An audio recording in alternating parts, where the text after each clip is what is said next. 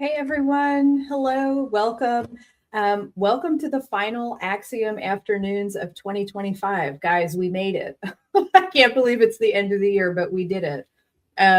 We are looking down the barrel of a very nice couple week holiday break coming up. I hope everybody gets the rest and relaxation everybody deserves this year. But thank you for joining us today. It's so great to have you here. For those of you who have always tuned in or have been recently kind of tuning in with us, thank you so much. We love and appreciate you so much, your continued support and participation in this. You're why we do this. It makes it so fun and so enjoyable, and it's a great time every time we all get together here to do this. So couldn't be happier to have you here today. Great big welcome to everyone who is joining us for the first time.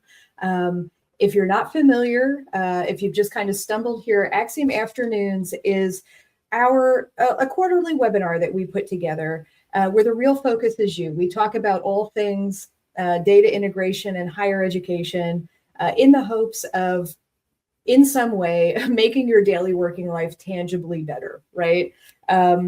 Today, we're going to be talking about something that I know is top of mind for so many people, and it's Ellucian's push to SaaS, right? And I'm excited because I don't think we could have a better person on here to talk about this with us today than Jeff. Let's actually bring on Jeff now. We'll just hop into it. Hey, Jeff. Hey, long time no see. I know, right? But so for folks who don't know and for folks who do, right? Jeff is our VP of operations, but he has been hunkered down really closely with our development team to work on, SaaS and the implications of that for not just, you all, but us, right? As a company, and kind of moving forward with that. And just as an aside, a quick shout out to the dev team. I know some folks were joining because they were able to come up from underwater for a minute. I did see some folks here. So thank you so much, Dev, for all of your hard work, tireless work behind the scenes where you never get the credit. So credit where credit is due. Thank you so much, guys, for all of your work on this. We appreciate you. Some quick kind of etiquette as we go through this for new folks, or just a reminder for folks who are here. Jeff is going to he's going to run through his spiel, right? It's not a spiel. It's a great informative talk that he's going to, but he's going to run through it as he's going. I know he's going to have questions for you, or if you have questions, please drop those answers in the chat, because at the end of this, we do have a Q&A. Anything that comes up as Jeff is going through, he may pop over to the chat to answer, but if not, we want to make sure that, we're hearing you, we're answering the questions that you have. So I would say, make sure they're in the chat. We're going to hang on to them. We'll bring up anything you guys want to talk about in the Q&A at the end. And that's really it, participation, because this is for you. And we want to make sure we have a great dialogue. And we're answering those questions because everybody has so many questions. That's the bottom line, right? And so we just want to be there for you and do what we can. So I think, because on that note, there is a lot to go over, and I want to save a lot of time for questions at the end. So Jeff, I'm actually going to turn it over to you now, but I will catch you back, at the end on the Q&A, and we'll take it from there. All right. Once we get Alex, you can put the slides up and we'll go through. So thanks, Stephanie. And as Stephanie mentioned, if you have questions, please post them in the chat, in the comment area, because while I'm not going to be looking at that side, the people on the back end are going to be collecting those questions, and we'll have time at the end to try to answer them the best we can. So as Stephanie mentioned, my name is Jeff Leese. I'm the Vice President of Operations at Axiom. And just to provide some context on my background, I am not going to come in here and tell you that we're an expert on everything, but I've been in higher education since the mid 90s. And I started as a network administrator and have found myself going more on the software side as the years went on and worked for a CRM company that utilized Salesforce, and I worked for them for almost 10 years, and then came to the Axiom side. And all throughout that, I worked around things talking to each other. So on the CRM side and the Axiom side, obviously, I do a lot of integration type of work where we make campus systems talk to each other. And on the networking side, early on in my career, it was kind of similar because I made computers talk to each other. So it's relevant to this conversation, and I hope that you see by the title, this is the SaaS journey from an integration partner perspective. So we'll go through a lot of information. We have a lot of customers on in this episode, but we also have some non-customers. So we're going to try to hit each individual area of functional, technical, just business approach, that type of thing. And I'm going to try to go through this as I sit down because I usually like to walk around. So you're going to see my hands a lot because I only have my upper half right now moving around. So let's get started on the content here. So I do want to put a disclaimer out there because there are, I think Stephanie mentioned the word rumors.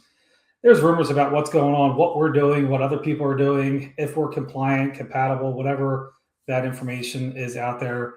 We really just want to talk through what today is about. And that's really providing customers and non-customers with our perspective from an integration partner perspective regarding what SaaS integrations look like, what we're seeing, what we've talked about with individuals at certain events. We spent a lot of time at events this year, just talking in the industry about what's going on.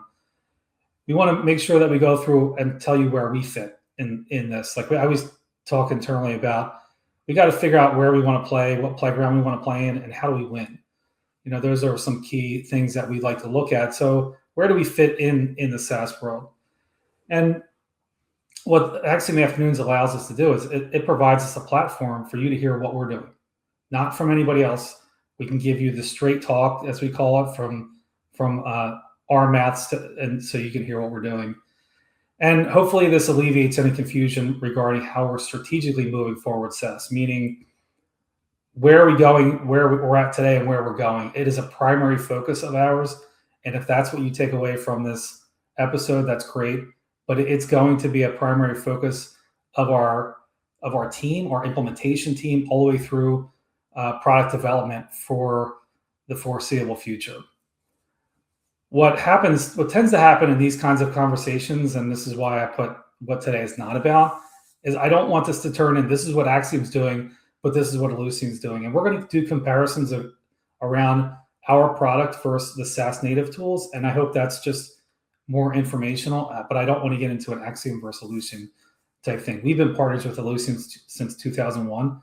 We're doing SaaS integration development to Ethos, and there's no question about that. So there's really we're not going to veer off and kind of do our own thing and leave everybody out in the cold. So we're also not going to tell you to not move to SaaS. We know it's coming. There are big pushes for you to move. There are really good reasons to move to SaaS. So we're not going to tell you in this session not to move in that direction. But we're also not going to provide you with a roadmap for your journey. We have our own development roadmap, and I'm probably not going to go into specifics. I'll give you general timelines of that stuff, but we really want to make sure this is correct and the solution is going to work for you, because there's no worst case scenario than going live with an integration that fails and you're prod down. It just doesn't work for anybody. So hopefully that will be good information for you where we're going. So as far as goals for today, we're facing the same kind of challenges that you all are facing. And you're going to hear me. I tend to use the word pivot. This is one of the biggest technological pivots in higher ed, as far as a student information system and all the things you're using on campus. To me, this is one of the biggest pivots that I've seen in the almost 30 years that I've been in higher ed, which is crazy. So the goal for today is to discuss what we know about integrating campus systems with SaaS. What have we heard in the industry, the events over the past couple of years? What have schools told us? What questions do they have for us? what are we doing about it? We have to do something. We know we have to go this direction, and there's no doubt about it that we are going to go that direction. And then what makes us different than the one-size-fits-all approach? And this is kind of where the Axiom and Ellucian kind of thing steers a little bit separately, right? We're going to go down two little different paths, only because I hope most people on this call know that there is not any system that does one thing great or does everything great. They do multiple things very well, but in the age of, I need an app for this. If I want to lose weight, I get an app for that. If I want to pick a dog, I can get an app that matches my personality with a dog. Not one application, or one application does everything well, great. They do some things well, but not everything perfect. So that's where best of breed systems have come from over the last 10 to 15 years that people have bought on campus, and that's our job to make them talk to each other. And you can see by the graphic, this Dilbert graphic, which I usually put in a lot of my presentations, is that if you're moving from your current system that you have now, you want everything to work the same way when you move to the next system. And if it doesn't, then maybe it's time to pause and figure out what you want to do next. So we're going to go through this in more detail.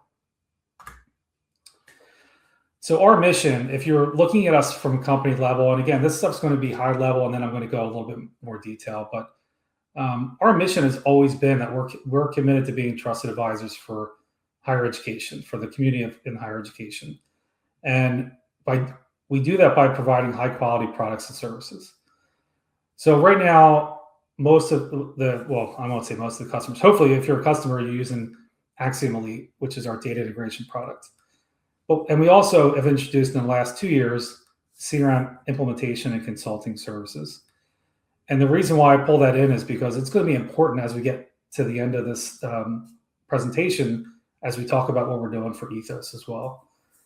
So we offer those complementary solutions so your campus systems are implemented properly and they talk to each other the right way. And the data gets to where it needs to be for whoever needs it and when they need it. And there's more coming, which is I already kind of alluded to.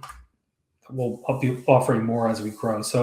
And as we grow, we're going to be kind of expanding out from those two pieces of complementary solutions and services.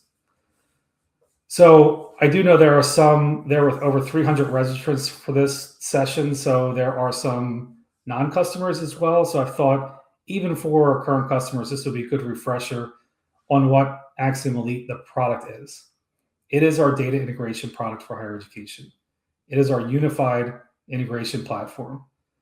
And it is a product. It's not a tool. It is a product with all the boundaries around it that you'll see in these highlighted orange features here. And we are the bridge between campus systems. And again, this is where you're going to see, you may get presentations of Ethos as that layer. So we're going to talk about that Ethos layer a little bit.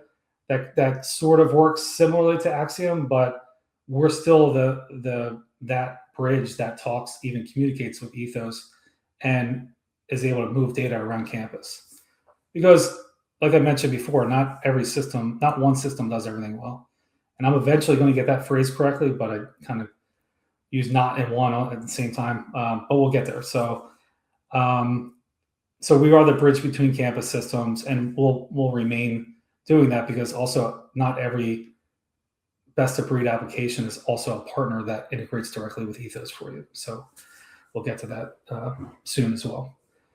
So the main features of Axiom Elite is that we eliminate duplicate records by presenting possible matches. And if Axiom doesn't know if it's 100% a new record or an existing record in your student information system or your target system, we're going to hold that record out and let you do a side-by-side comparison of those records, and a human can make the decision of whether it's an existing record or not. This is going to be important as we get, and I'll point these out as we get into the Ethos-specific features that we're building, that we have been building, and that we're going to be introducing. That matching is huge, and it's our bread and butter for the product. Elite also provides near real-time integration, and that really just depends on how many integrations are running at once. If you have one integration, it's going to run in under a minute. It should run in under a minute, and it all depends on how many integrations you're running, and what the data volume is that we're looking at. So that will continue to stay the same. We also validate data against the target system. So from a product standpoint, and for those of you that aren't familiar with integration tools, we take data from point A, we do data transformations, we perform matching on person records and any other records we need to perform that on. We validate the data, and then we send the clean data, to the target system. And that could be a CRM to Banner, CRM to colleague to CRM. It doesn't matter. We're going to sit in the middle and make sure that when we get that data, we're going to clean it up, match it up, validate it, and send it over. So that validation, that validate bullet point right there is going to be, again, important when we get to the ethos piece, because it's going to be done differently, a little bit differently. It's going to be actually, I don't want to say differently, but it's going to be enhanced when we get to that piece. The integration tool should also enhance your business process. It's not, I take data from here and I just move it over here. It should be, the bridge makes things work, because system A typically does not work like system B. And that's why you bought system A. It's because it does something better than system B, but you still need to send that data over for people that aren't using system A. So it should enhance your business process, and we'll continue to do so. We'll get into the minimal viable product and what we can offer and things with APIs and how there's guardrails about that, but we'll be doing some continuous development to make it more flexible. And probably my favorite, being on the functional implementation side for a long time, as I sit in between sales and development, is this full audit trail. And I'm going to continue to frame us as the unified data or integration platform, because everything you need is going to be in that one platform. And I'll explain how the SaaS native tools are, you're going to have to go through 5 or 6 different applications to figure out where the error is. So we have that full audit trail of when John Smith's record comes from Slate and gets transformed and gets validated and gets sent over to Banner. You could see all of that stuff going through. And if there's an error, it tells you exactly what being Axiom will tell you exactly what the error is. So that's just a little refresher and a little background if you're not familiar with the product. All right, so we had just a refresher about the product and what we're doing as a company. So let's talk about what we know about SaaS. And this is where I'm going to use the word perspective. So this is not me saying this is the be all end all. This is me saying from our experience going to events, talking to partners, talking with Ellucian, this is our perspective of what's going on. And it may not be 100%, and we're okay with that, but we need a baseline to go with so we can move forward and not continuously guess on things. So this is how I feel like this whole last 3 years have gone, when starting with the 2023-24 year, being at eLive or being somewhere saying, oh my God, SaaS is coming. What are you guys doing with it? We had a flood of people come to our booth and sit and ask that question. And at that point, it was a lot of marketing and a lot of interest going on about it. And I would always ask customers or non-customers, and I would say, well, what are you doing with SaaS? And we kind of laughed because we didn't know at that point really what was going on. It was just more of this marketing and a lot of terms being thrown out, but there was no meat to it. So when we got into 2024, we started seeing customers just go to it because there was maybe a financial reason to go to it, or they wanted to stop managing their servers or things like that. And then it was more of let's buy it and figure it out as we go. Well, that kind of puts companies like us in a bad situation and you in a bad situation if you're a customer, because you have to make sure your critical applications work, and you can't do it after the fact. You have to make sure, and I'm going to talk more about this, about prep work and all that stuff, but you really have to make sure that you're not going to spend the next 2 years banging your head against the wall like we have been doing in development on what it's going to look like. It should be better prepared than that, or more prepared than that. And now we're in the year of reality and continuous development. The reality is that we have been developing over the last year and a half or so, making sure the integration workflows are going to look correct, make sure we have the right technology, that type of stuff. But it's a reality. We're seeing more and more people moving to SaaS, but we also have over 450 customers right now, and not every customer is moving to SaaS. A very small percentage still are, but we still have to continuously develop and also support those that are using our current product. So we're in the reality and continuous development area. What we also know, but when I say no, again, this is our perspective, is years of custom development may be lost. And I say may, but it's more like will be lost. I worked at a university in the mid 90s all the way through early 2000s, and I'm pretty sure that my custom scripts in Banner, because I managed some of the Banner stuff, the Banner applications, I'm pretty sure some of my scripts still exist in the schema somewhere in the database. Whether they're being used or not is irrelevant, but it's still there. Like, there's stuff that you guys have been developing over years and years, and now that stuff does not translate to the SaaS world. 18 to 24 month migration to SaaS, and I've heard that can be upwards to 48 months. So that's 4 years if I do my math correctly. So that's a long time. And I'm not saying everybody is like this. This is just our general perception on things. Current processes must be reviewed. Every process that you do, and this, in my mind, being in the operations is a very good thing. Because like I said about my stuff being still at the university 20 years later, there are things that you have been doing for a long time that there's probably applications or improved technology that will let you do those processes and get rid of some of that custom scripting that you've been doing. So this, in my mind, is a good thing. You should review processes.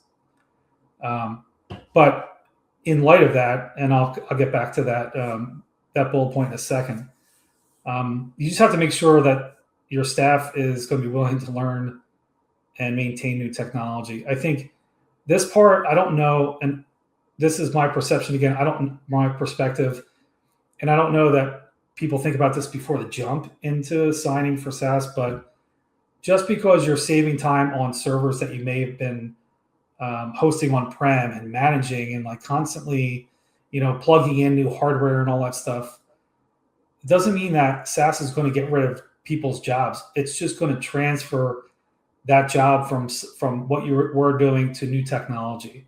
So this pivot of technology that we talked about, people are going to have to learn this technology, and it's going to take some time. We've been doing a lot of this stuff for a long time and have gotten comfortable in our environments. And now with this pivot, it's not like going from SQL to Oracle SQL. It is going from I'll do what I want, build out whatever I want, to I can't, and I need to figure out a better way to do that. So we see schools shopping around, and a lot of this stuff that I'm talking about today, even though we're talking ethos specific, a lot of the development we've done is going to translate to things like Workday. So we do see schools going to Workday, and it's just me being honest about what's happening. If you're going to review all your current processes and you know that you're going to take 2 years to move to another system, and I just talked about this internally with one of my coworkers, is if we're making a change to something, why don't we list out what we want, what our critical applications are, what our critical processes are, the things that we want, so we're not reinventing everything. And then let's take that, and I hate to use the word RFP, but let's create a list of things like that, and let's say, hey, does this system, migrating to this system, does it do it for me? Or shop it around to other systems and see what happens. And I'm not telling you to leave your Ellucian SaaS environment as you go to it. But what I'm saying is that if you have to do all that work anyway, it's going to be the same walk from the migration or moving to something. So it's just kind of our advice to kind of shop around a little bit. The path is not clear piece. That, I think, since we've been doing things in a similar fashion for a number of years now, it's hard to see where the path goes. Not to say we have to. We're all going to go that route, or most of us are going to go that route. So it's just there's a little bit of uncertainty there. I guess that's kind of the word around what I'm saying there. And at the same time, don't underestimate the amount of work. I mean, the amount of work we've done so far, I wish I was better prepared for it. And I'll be completely honest. And that's one of the things, as you see my hands move, I am very transparent.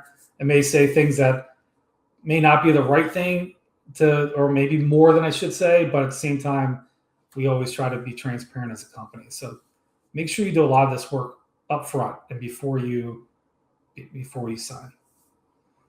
I shouldn't use the word sign, but so our advice is talk to your partner vendors first. Make sure those critical applications are things that are going to work by the time that you migrate, and figure out how they're going to work. I mean, I'll show you in a little bit, our integrations are going to change. And I've heard for the last year, oh, it should just be a migration. Just migrate to an Ethos integration. It's not. It's a new implementation. It is different. I don't want to say completely different, but it's different. At the same time, don't talk yourself out of best of breed solutions. Again, we live in the world of I can get an app for anything.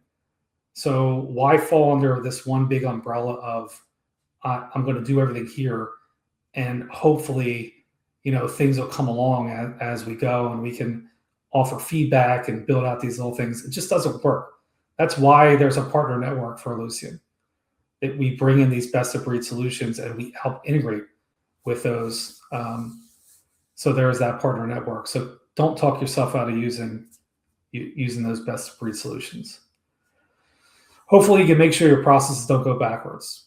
There are 2 consultants that we work with that I know at this point offer a back to baseline offering, which means they will help you take your current environment and move back to a baseline approach, so it makes it easier for you to move to SaaS in the future.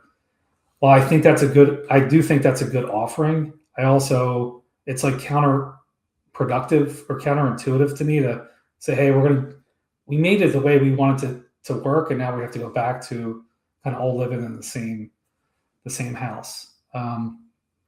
So we've got to try our best to not make processes go backwards. Review your staff experience. Again, staff is going to have to go from doing one thing. They're not going to, some people may leave, or I don't know if that's the right thing or not, but people's jobs are just going to be different. And our jobs are going to be a little bit different at Axiom when they implement our integrations. I mean, it's just going to be different. So you're going to kind of have to pivot with the technology. What I've done in the last couple of years is attend a lot of user-driven presentations and knowing this as a vendor, most vendor-driven presentations are going to be more on the sales side. I come from a world where we either say it works or it doesn't. I'm not a salesperson. I'm not a custom development person. I'm kind of in the middle. So I make sure that when we sell something, it's got to work. So I kind of walk that line in between sales and development. So going to user-driven presentations, you get to hear what they're going through. You get to hear what the people with the boots on the ground are doing, and not say, hey, just wave this wand. It's going to work great. Don't worry about it. And if our sales team ever comes to you and says, yeah, it's just going to work great, it just does this, ask questions. You should always ask questions of those types of things. It's going to be kind of hard to start with a target goal in mind, but this goes back to, and I'll keep hitting this, talk to your vendors that are involved with your critical applications. Look at those critical processes and say, we need these when we go live. So that's your target. There will be nice to haves as well, but your critical things are things that you need to have and start and make sure you have that target goal in mind. And then migrate when you're ready. I mean, we are, and I'll use the words continuously developing. We are developing solutions for Ethos integrations, but we have to make sure it's going to work. We can't take a step back. Our integrations have to work. We can't put you in production and say, oh yeah, we knew that was going to break. We're getting to that in the next cycle. That's the wrong thing for us to do as a partner of yours and as a vendor. All right. So we talked about the business side. We talked about what we're doing, or not what we're doing, what we've heard about SaaS and what we know about it. And there's more out there. I just don't want to I could talk about this for hours and I would bore you to death. So now we're going to talk about what we're doing about it.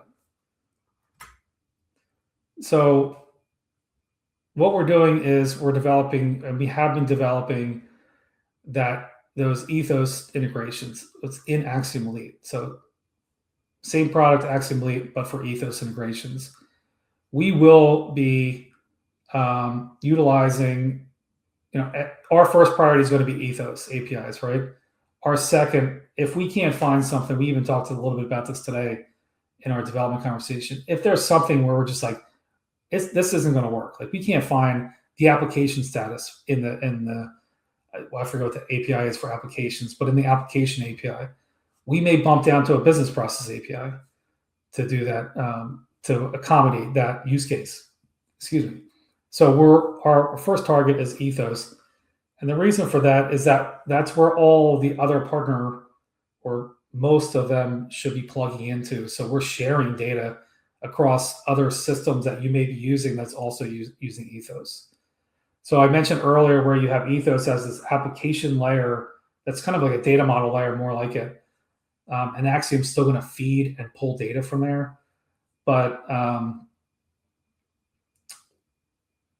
and that's where other systems are going to be doing the same, where they're going to be subscribing and submitting data to it. So that's where we're heading. And when I mentioned no more database, all API based, I don't want to scare the people that are on SaaS or they're not moving to it or have no plans of, or maybe a couple years out. We're always going to support our current integrations, how they are, and we'll continue to enhance them as things change, as we get more feedback and more support tickets and things like that. So the ethos integration, what we're doing for SaaS will not be direct database to do integrations. The product will still need a database, but the way that we connect will be all API based. This has been a big rumor, a big thing around when we're at the different events is Axiom SaaS compliant? I had a number of emails in the last 6 months that said that people heard that we were not SaaS compliant. We will never be SaaS compliant. We will be SaaS compatible, and that's the terminology that we're going to use.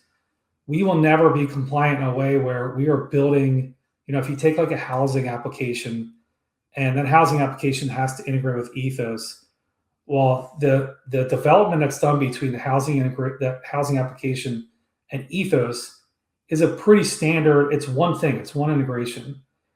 And that code has to be reviewed and it has to be compliant in order for you to get your badge.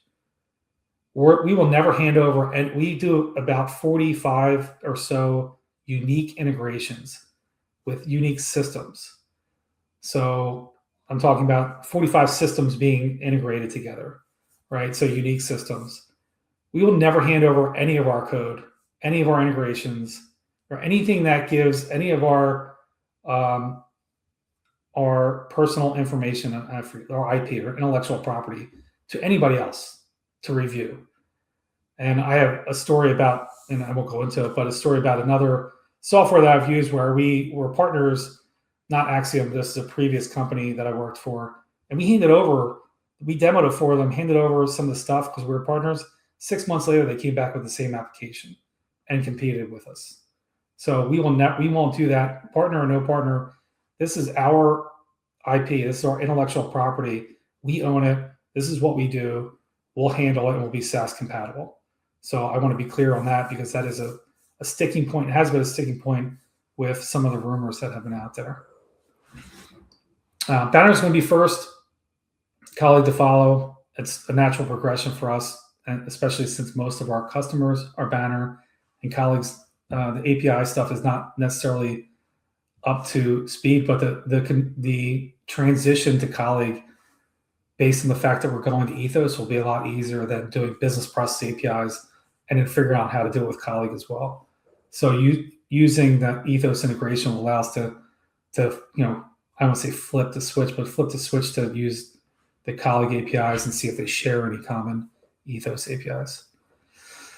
The integrations to start, we're looking to come out with a minimal viable product. They will be more templatized. We're going to stay within the boundaries of what the APIs do. We will not be starting out by extending APIs and things like that. We're going to work to make sure our integrations work based on what's being offered with the APIs that are available and out there.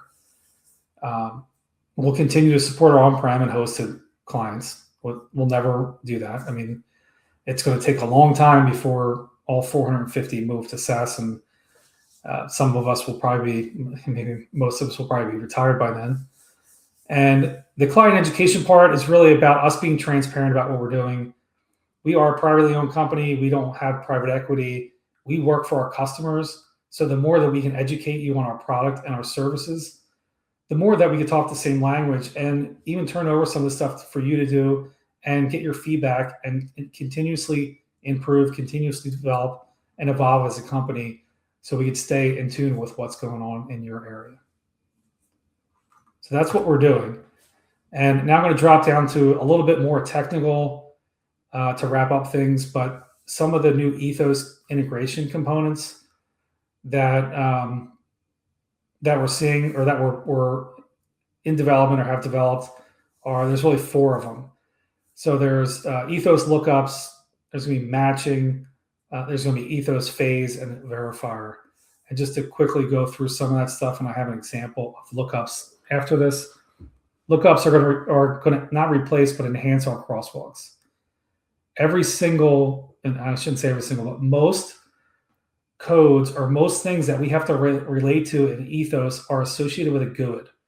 And there's a reason behind that because of that data layer of ethos that sits on top. You're no longer going to say, okay, I have a CRM, their religion is Catholic, and that's a C, and that goes over and gets put in ethos as a C. It has to be translated from a C to a GUID, and then you send the GUID over. So we'll look at a simple example next. Matching is going to be API based. We don't use common matching. We never have in the product, and we're not using Person Manager, which is a newer application.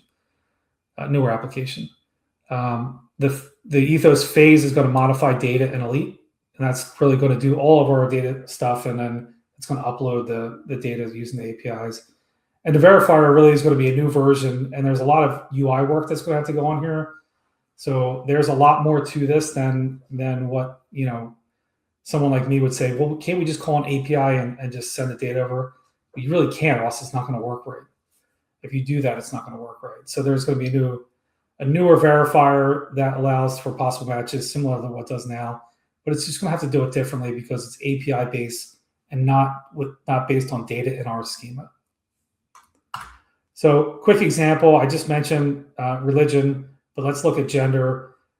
You'll see if you did like a query on the gender API, in our internal environment, you would get female, male, and not available at the bottom right-hand corner.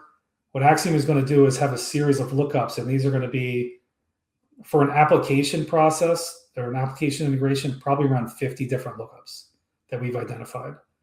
So you'll see that lookups list in the middle there that has a sample of what we're finding. Those lookups will sync instead of an API call every time a record comes in.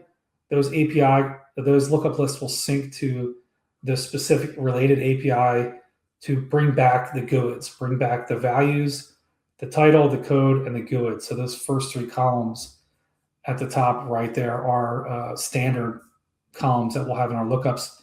And then we'll allow you to build a custom column or 2, however you need to put in the right code. So if, let's say, you had a person record coming from Slate, the export value was 2, we would already have in our lookup list that's synced with ethos the GUID that in our custom column for CRM would bring back the male GUID. So just a simple example, but that's what our ethos lookups will contain. And that's important because otherwise, if you build something in another product or you try to do it in Data Connect, you really have to use the business process APIs, or you'd have to build in some way of querying every time a record comes through of all these 50 different API endpoints. And if one of those fails, the record doesn't look right. So we'll have those synced in Elite. I think that's a huge enhancement to our lookups. All right, so finishing up with what makes us different, because we're right about 45 minutes, and I want to make sure there's time for questions, and we'll hang as long as anybody wants to. But running through the differences, because I talked to a customer a couple weeks ago, and they said, "Can you please put something on there so we can talk about differences?" Which I think is a great idea. We are a product. You'll see it in the title. We are the Axiom Elite product. So we're a unified integration platform. Everything that you need to do to get data from point A to point B happens in our product. If you go the SaaS native tools direction, you're looking at 4 or 5 or even 6 different products that have to be configured properly in order and built in order to do an integration. Which means that if a record fails along the way, you're going to have to work backwards to see where it fails. If it fails in Axiom, we're going to tell you exactly where it fails because the product's going to tell you. Another big difference is we provide control of building integrations or managing integrations to functional users. We don't provide that, or the IT is a part of that, but it's not meant as an IT tool. It's meant to present things to users that deal with the data every day. So if there's a data validation issue or a match, we don't want IT folks verifying, say, this John Smith is this John Smith over here in Banner. We want the people that work in it every day to make that decision. We already talked about providing lookups for GUIDs and IDs. Our matching rules are going to stay flexible. You're going to utilize the same matching rules we have today. We don't use common matching or person searching or the person manager. We'll enhance some more business logic in Elite. We'll work on that continuous development. And another big one is the health checks on APIs. If you have these 4 or 5 different tools that you need configured properly in order to make sure that a record reaches your CRM from CRM to Banner, what happens if an API fails? And they will fail. You can check an ethos and see whether you can check the health of an API. What happens if that API is having issues? You're going to have to backtrack where that API failed. And if that one API fails out of 6 to load a person, how do you then go back and then roll back that record? Within Axiom, we'll have checks on the APIs. And if it's not performing properly, we're hitting errors, you'll know about it and you'll be able to roll back the record, or it'll just keep trying. And the last thing that I'll say is that you may be able to get a ProServe or get some sort of in-house experience or get consultants to build you something, to build you an integration. And that, I say, is hard, but it's the easier part. The hard part is to get that integration to work for 3 months, 6 months, 2 years, 5 years. Since we have a product and this is what we do, we have a team that supports it and will help support that integration on day one and until the day you leave us. So there's a lot of moving parts on the SaaS side. There's one part on the Elite side, and it is what we do. And like I mentioned before about an application not being able to do everything exceptionally well or well, it's just in the Ellucian, and this is my comment, and I've worked with Ellucian for a long time. It's not a core competency of their company. Integration is not a core competency. It is for us, and that's why we're partners, because we are used to build and maintain those integrations for people. So that's our differences there. I'll quickly go through this, and then we're going to wrap up. We are offering more services for the SaaS side, and I can have a conversation with people that are interested. But bucket 3 really is the ethos integration. That's what we've been talking about this whole time in Elite. But if buckets 1 and 2 don't work, then our integration doesn't work. So we have to even configure ethos in our internal environment. So we know that and there's an Axiom Ethos application that needs to be created. That application needs to have resources available. So if that's not configured properly, our integrations don't work. Going back to bucket one, if the data is not ready, is not cleaned up, you can't move to SaaS. We can't configure Ethos, and the integrations don't work. So you'll hear more things come out from our sales and marketing team about other services that we're offering to make sure that they complement our Ethos integration. And that goes all the way back to the beginning of building these complementary solutions and services. So more to come on that. And lastly, Axiom Advisors, it's about time, and we're probably a few years too late. We are going to launch Client Advisory Board early next year, and we're looking to provide strategic guidance or get feedback from you so we can learn where you're heading, and this board will provide strategic guidance on products and services. It will generate a forum, or at least provide a forum for members to network. I think it's a huge thing because, again, we're all going to be living.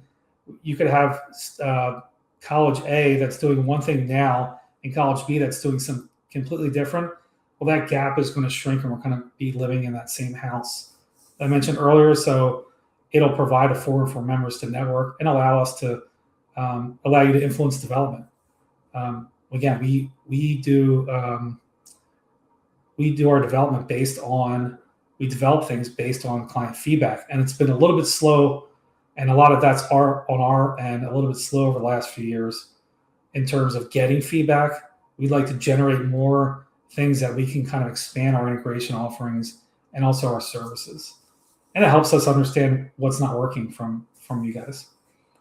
And it's going to enhance product strategy, and we're looking at a quarterly cadence, probably an hour and a half the first time, an hour each other time. I figure an hour and a half would be good to get people introduced and get things kicked off and take it a little bit slow and really build up the agenda for later on. So if anybody's interested in that, I'm looking for 8 to 12 people, depending on what we can get. Please reach out to me.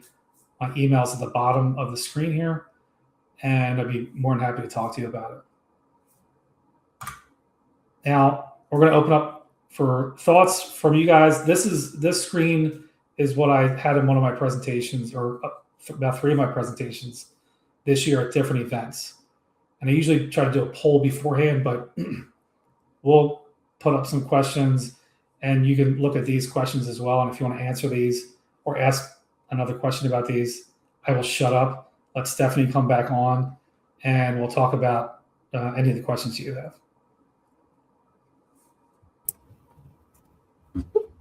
Thanks so much for that, Jeff. That was awesome. We definitely did have some questions in the chat. The first one that came up very early, and it's a great question. Will this presentation be available after today? Yes, this presentation and either all of our prior Axiom afternoons, whole or in part, are also available on our YouTube channel, which is linked on the screen right here. So I think we also have some short videos of just like tips, tricks, otherwise good advice. So definitely feel free to check that out. We've been starting to build that up, just as just as a way to keep all of those little nuggets in one place, right? So let's see. I know we had a few questions. Oh, this was a great one from Catherine. When you say years of custom development may be lost, do you mean on your side, on integrations that have been built between the current Axiom and Banner, or any custom Banner work our institution may have done?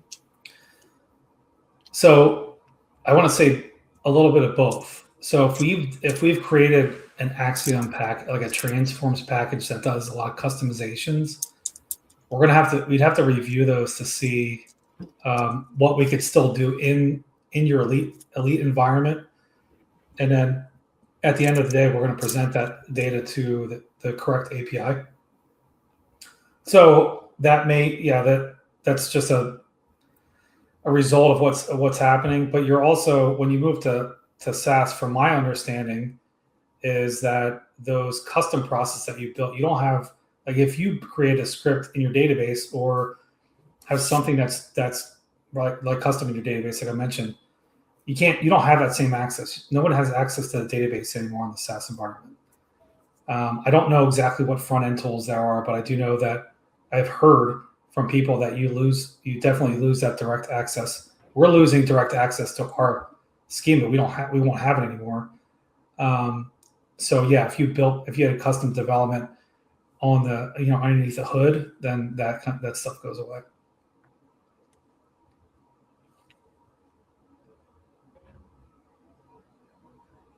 This one is great from Anna. So I am hearing a lot about how things are going to be different in SaaS, which is a given. But what those of us already on the SaaS journey really want to hear about is when Axiom is going to be Banner SaaS compatible and what they are doing specifically to get there. So I mentioned some of the things that we're doing to get there with those four new components in our integration. Our goal is, and this is an estimated goal, and things, as you know, in development, things may change, technology may change, extenuating circumstance may change. But if I had to give at this point today on December 10th, an estimated, like when we would be ready, it would be at the end of Q2 of next year to start implementing something.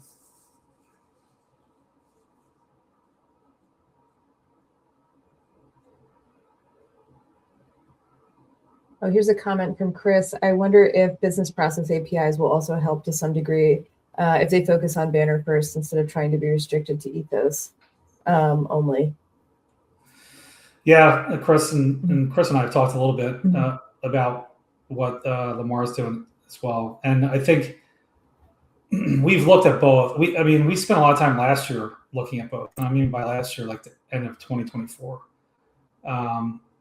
And while I think while I think the quick and dirty way is to use some of the business process APIs outside of the matching and things like that, that from a product level, we want to be able to make sure that we're able to use the ethos API so then we can convert that over to Colleague when it's ready. So we're looking at this as more of a total solution instead of kind of bolting things on. We are going to use BP APIs if we have to in some cases, and we've identified some that we already are thinking we're going to have to use those. And some things may change in the next couple weeks or a month as we go through the functional workflow, where we say, the BP API is probably the best route for that. Regardless, we still have to build those lookups for at least a handful, so we're going to build it for all.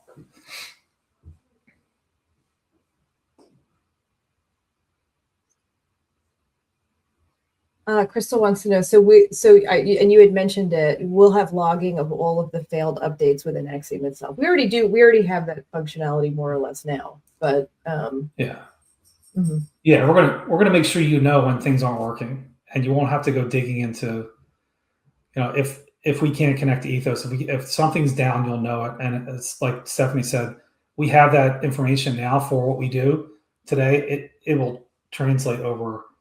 You should not have to go anywhere outside of Axiom to know what's going wrong. You may have to go somewhere else to fix it, but at least we'll tell you what's going on.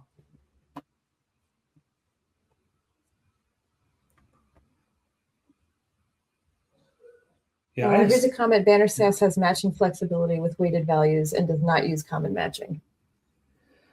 So going back to this being from our perspective, when I had mentioned going to using matching and trying to figure out the best way to do matching, we were always steered towards common matching. And I've seen, and maybe it's not called common matching, but I've seen the weighted values. It's very similar to what we do for our possible matches.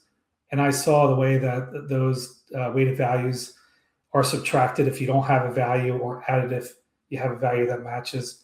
So we've seen that in our internal environment, and I kind of lump that all into Banner's matching, which may or may not be common matching. So maybe I used the wrong term, but we have seen that. We're still going to do our matching. We're going to look for information in Banner in Ethos, but the matching is going to be the comparison is going to be done in Axiom.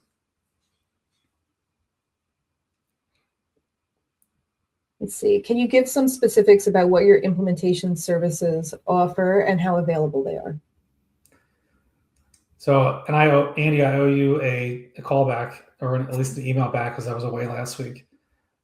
We could talk about it. We're doing a lot of the things that need to be done in a client environment. So we could absolutely talk about helping you, making sure that the ethos application for Axiom is created, or things that you're trying to do.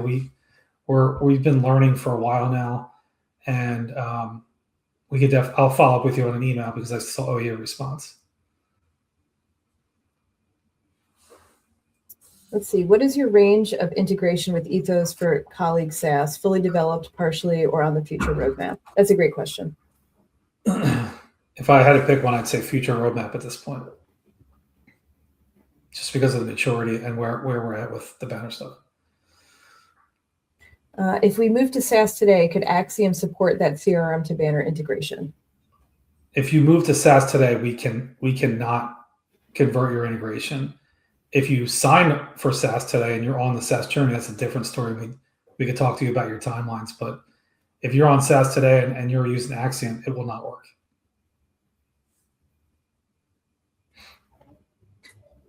Do you foresee switching Axiom Elite to require using Ethos for integration, even for an on-prem SIS institutions? We had talked about that internally, and I think that's going to be a case-by-case basis for clients. Like if we're doing an Ethos integration at the end of the day, and our development team can probably correct me if I'm wrong, but if we're doing Ethos integration, we don't really care if Ethos is communicating, via the proxy or whatever it is, back to Banner on-prem or Banner SaaS. At that point, we're still connecting to Ethos. So we talk a lot. We use Ethos and SaaS kind of like in parallel in terms of where we're seeing people go, because Ethos is the only entry point for us to integrate with SaaS. But Ethos is not the only entry point for us to integrate with we can either do direct database or Ethos for on-prem later on.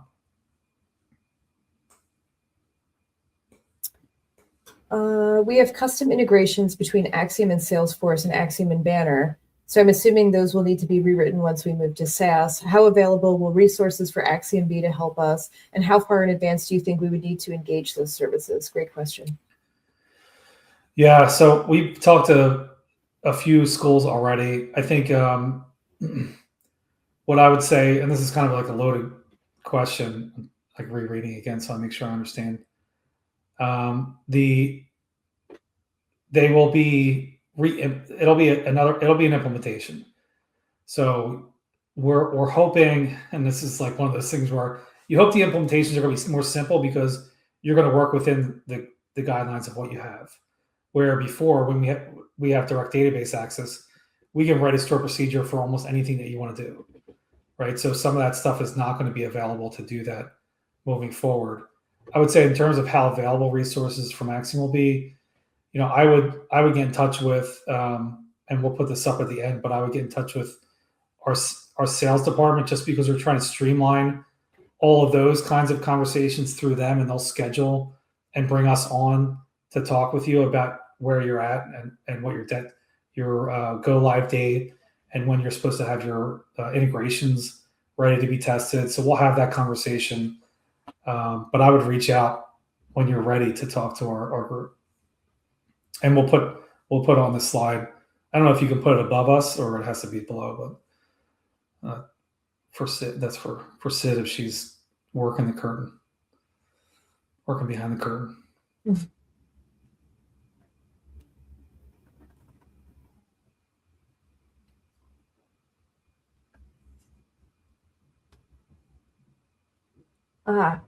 And again, will there be a cost to convert to Axiom Elite? Yes. We have to have a conversation with you to see what you're using, how many integrations you have, that type of thing. But there will be a cost, just because we have to assign resources to do that implementation. Do you have an estimated timeline for being able to support a colleague integration? I don't, but I think the the walk to get from once we're okay with Ethos integration for Banner, the walk to get to Kali is going to be shorter than it is going from what we have, what we started with to Banner or Banner Ethos, only because we'd have to identify which APIs are available and point to those. But everything, all Axiom Elite, all the technology, all the development, for the most part, will be done. And it'll just be a matter of identifying that workflow and making sure we call the right APIs and what makes sense there. So I don't have an estimated timeline, but we can definitely be in touch and let you know when that's going to happen. Let's see. If Banner is SaaS, where does the Axiom database live? Do or will you support non-Oracle databases? Yeah, so we are not tied currently. We do integrations that don't go to Banner or Colleague or any SIS.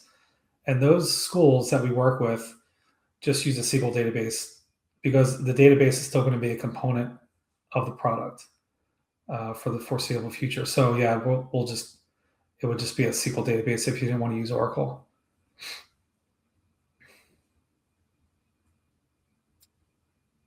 Jacob says, please clarify, if we already have Axiom Elite, there is going to be a cost to get the newer version that is SaaS compatible. Yes.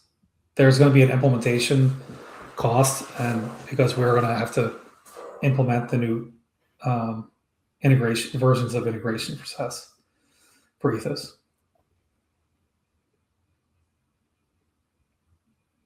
Will you have a SaaS version of Axiom available to be used for integrating with a SaaS SIS? I would love to ask Stan which SIS he's talking about. We're going to be looking at, all the stuff that we're doing now for Ethos is, and this is again, I'm not a development team, but we've talked about it. It'll actually be easier to do something like a Workday integration. So I guess that the answer would be yes. It just depends on how we. Okay, so Stan has Banner, so we should be fine. We should be okay then as we move forward. But we are, one of our other targets is Workday. So, and that will be. And I hate to speak for development because I always get yelled at, but it will be a shorter walk for us. And we can always talk about it.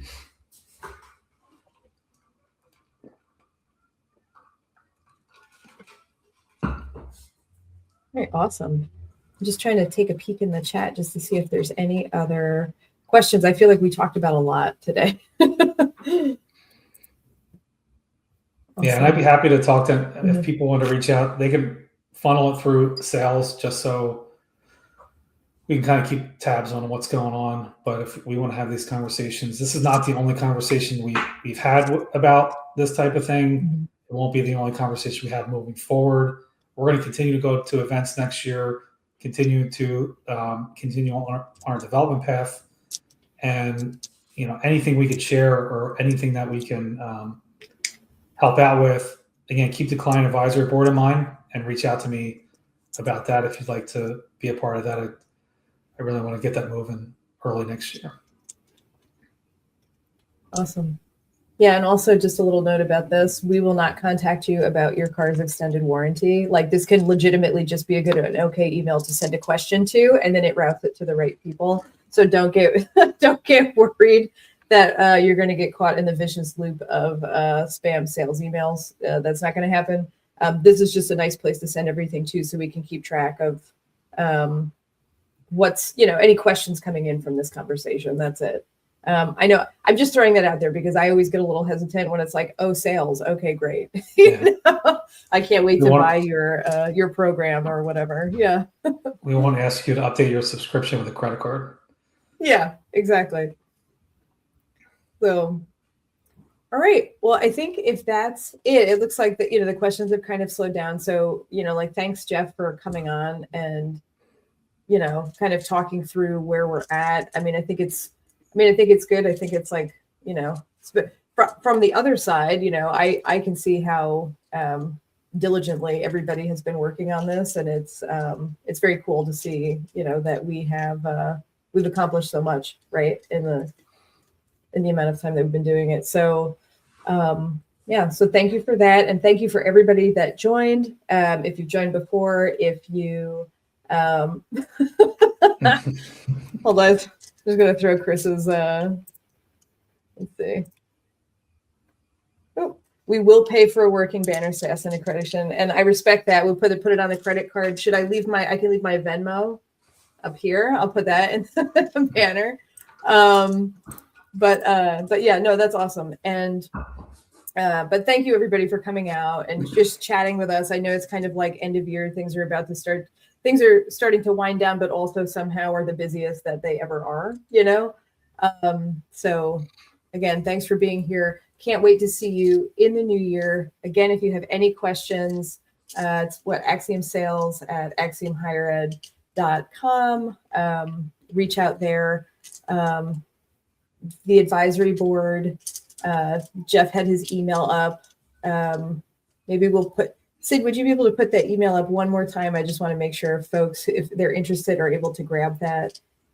That's going to be very neat. That's going to be something that's very cool and a great way to get immediate feedback and really kind of shape give us a better idea how you're using it and how you want to be using Axiom. That's the biggest thing. So, all right, that does it. Thank you so much. Yeah, it was great to see everybody. Stephanie, for hosting.